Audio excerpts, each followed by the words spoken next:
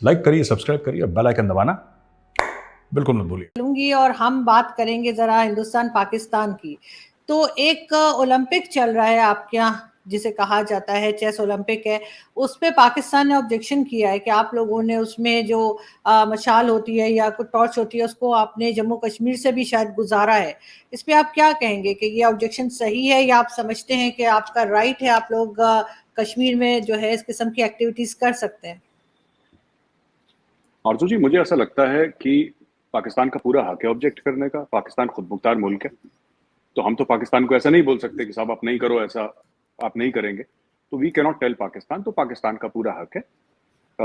भारत में मुझे लगता है कि यहाँ पे फोकस ये नहीं होना चाहिए कि भारत ने कहाँ से वो जो फ्लेम है, जो टॉर्च है, वो कहाँ से निकाली। और मुझे लगता है कि ये इस पे बहस होनी ही नहीं चाहिए। ये बहस बेकार है। ये किस्म की सियासी बहस है जो दोनों तरफ सरहद के, उस तरफ इस तरफ, इंडिया पाकिस्तान में छिड़ गई है। बात ये होनी चाहिए कि कौन सा मुल्क कितने चेस चैंपियन प्रोड्यूस कर रहा है। ये कश्मीर से गई, केरला से गई, लद्दाख से गई, उत्तर प्रदेश से गई, दिल्ली से गई, दैट इज इरेलीवेंट। रेलिवेंट ये है कि चेस के लिए है, और कौन सा मुल्क, वो रशिया है, पाकिस्तान है, इंडिया है, चाइना है, अमेरिका है, कौन चेस के चैंपियंस प्रोड्यूस कर रहा है। मुझे लगता है फोकस इधर होना चाहिए। और I am happy to tell you that India is producing a lot of chess champions. एक छोटा बच्चा है, वो भी साउथ इंडिया से उसका ताल्लुक है, उसने बड़े बड़े चेस चैंपियंस को हरा रखा है। तो आई थिंक फोकस वहां पे होना चाहिए। जैसे कि पाकिस्तान का पूरा हक है ऑब्जेक्ट करने का, सियासी हक भी है, डिप्लोमेटिक हक भी है पाकिस्तान का, उसी तरीके से भारत का ये हक है कि जहां से भारत चाहे उस टॉर्च को निकाले। And we should focus on the championship कि साहब ये चैंपियनशिप में कौन जीतेगा और कितने पैसे बनाएगा और मुल्क का झंडा कितना ऊंचा रखेगा। मुझे लगता है फोकस यहाँ पे होना चाहिए। बिल्कुल ठीक। लेकिन चौधरी साहब, आप क्या कहेंगे? आपका ताल्लुक जो है वो आज़ाद कश्मीर से है, तो आपके ख्याल से कि पाकिस्तान क्यों ये सब ऑब्जेक्शन कर रहा है, क्यों ये ऑब्जेक्ट उठा रहा है कि जैसे कि मेजर साहब ने कहा कि कितने चैंपियंस निकाले, वो होना चाहिए, कितने चैंपियंस प्रोड्यूस कर रहा है पाकिस्तान आपके ख्याल से? बिस्मिल्लाहिर्रहमानिर्रहीम। बहुत शुक्रिया आरजू कि आपने इनवाइट किया है। मेजर साहब से गो मेरा ये फर्स्ट डायरेक्ट कह लें कि आपके वसातत से इंटरेक्ट है, और इनका स्टांस पाकिस्तान के सिलसिले में बहुत ज़्यादा हार्श है, हार्ड है। वो जो आप हिंदुस्तानी होते हुए वो राइट रखते हैं।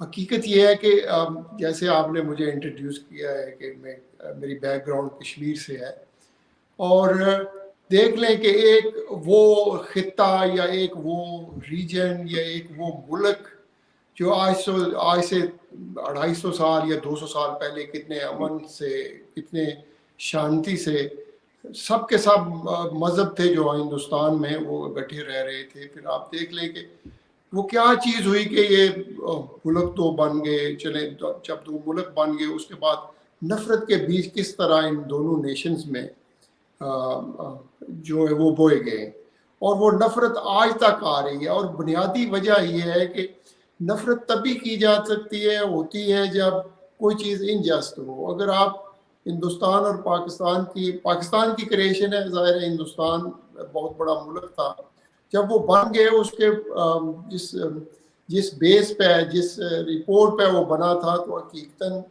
ये जो 3 रियासतें हैं उनको राइट दिया गया। मैं पूरी हिस्ट्री में नहीं जाना चाहता हूँ, मेजर साहब भी जानते हैं, आप भी जानते हैं। वो फिर वो सिलसिला वहीं से डिस्प्यूट का शुरू हो गया, और यूनाइटेड नेशन में हिंदुस्तानी के वज़ीर आज़म गए, और वो सिलसिला आज 75 साल हो गए, वो रिजोल्व नहीं हो रहा।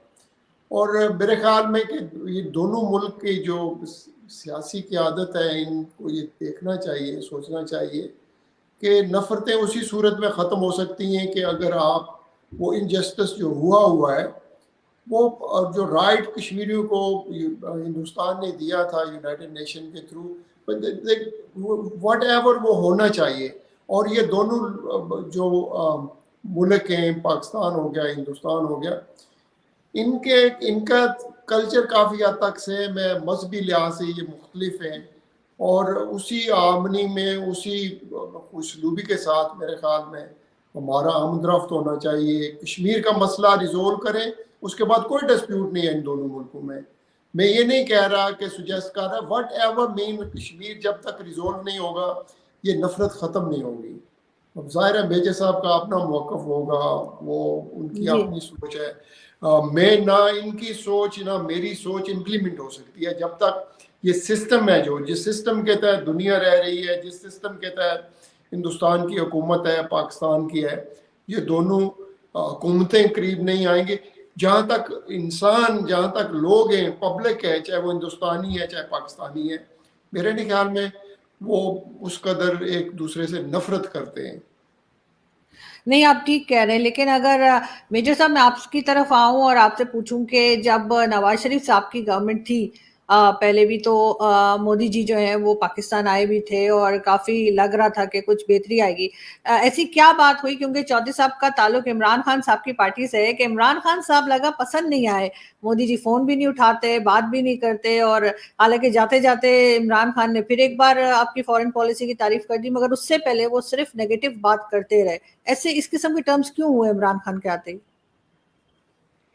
नहीं आरजू जी, जब खान साहब सेलेक्ट हुए थे तब इंडिया ने फॉर्मली उनको कंग्रेचुलेट करा था, जैसे कि बनता है।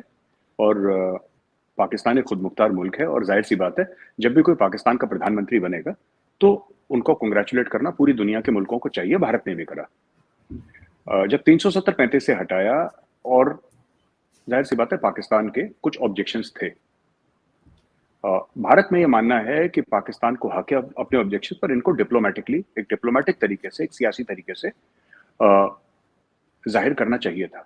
भारत में कोई ये नहीं कहता कि पाकिस्तान के प्राइम मिनिस्टर, उस वक्त जो प्राइम मिनिस्टर थे इमरान खान साहब, उन्होंने अपना मुंह क्यों खेला, उनकी हिम्मत कैसी हुई, ऐसा भारत में कोई नहीं बोलता, और ना कोई भी अकलमंद आदमी ऐसी कोई बात करेगा।